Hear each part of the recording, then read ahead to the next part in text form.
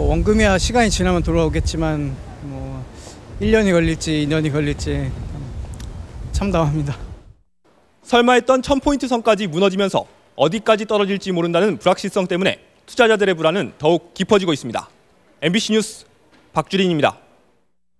외국인들이 한국 자산을 무차별로 팔아치우고 있습니다. 미국이 구제 금융을 풀면서 외국인들이 돌아올지 모른다는 희망이 있을 뿐입니다. 강명일 기자입니다.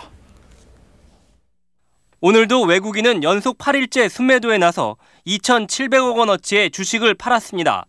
올해 들어 무려 36조 원어치를 팔았고 시가총액에서 차지하는 비율도 32%에서 29%로 줄었습니다. 채권 시장에서도 외국인은 이달에만 3조 1,000억 원어치의 채권을 순매도했습니다. 중앙은행의 유동성 공급을 금융기관들이 빨아들이면서 돈이 제대로 안 돌고 있는 거고요.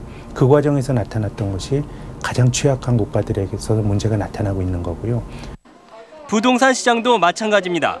리먼이 갖고 있던 명동의 유투존, 동대문의 라모도 쇼핑몰과 AIG의 국제금융센터, 메큐리의 극동빌딩 등이 모두 매물로 나와 있거나 나올 예정입니다.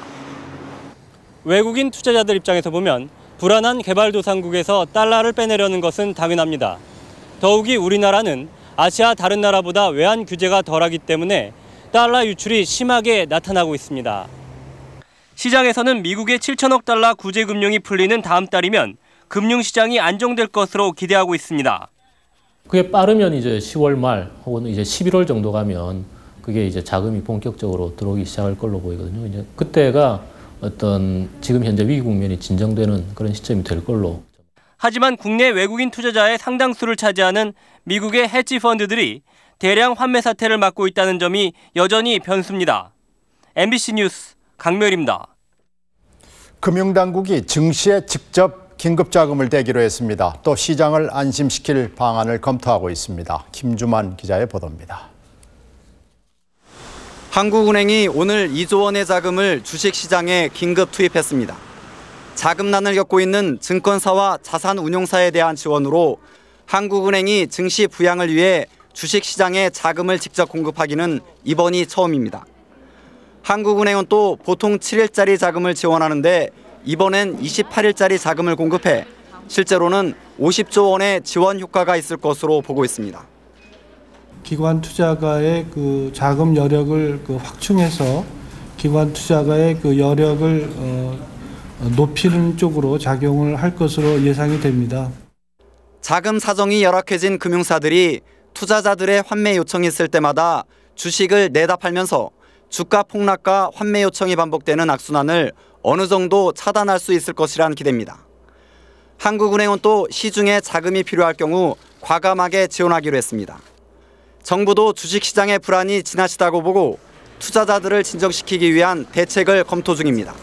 주식이 전반적으로 저평가되어 있으므로 국민 여러분들께서는 인내심을 가지고 냉정한 자세로 투자에 임해 주시기를 간곡히 당부드리며 한국은행과 정부가 고강도 금융안전 조치를 연일 쏟아내고 있지만 시장의 불안감은 여전해 이번 조치가 얼마나 효과를 거둘지 주목됩니다. MBC 뉴스 김주만입니다. 7, 8, 9월 3분기 거시경제 수치가 나왔습니다. 수출이 줄면서 국내 총생산과 총소득이 모두 내려갔습니다. 호주머니가 가벼워진다는 뜻입니다. 이주훈 기자입니다. 3분기 국내 총생산 GDP를 보면 작년에 비해 3.9% 성장하는 데 그쳤습니다. 2005년 2분기 이후 3년 만에 가장 낮은 수준입니다. 경제를 받쳐주던 수출이 뒷걸음질 치고 있는 게 큰 이유입니다. 수출은 전분기에 비해 1.8% 마이너스 성장으로 돌아섰습니다.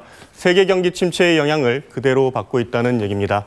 수출에 많이 의존하는 자동차와 반도체 산업 같은 제조업 역시 전분기에 비해 0.4% 성장하는 데 머물렀습니다.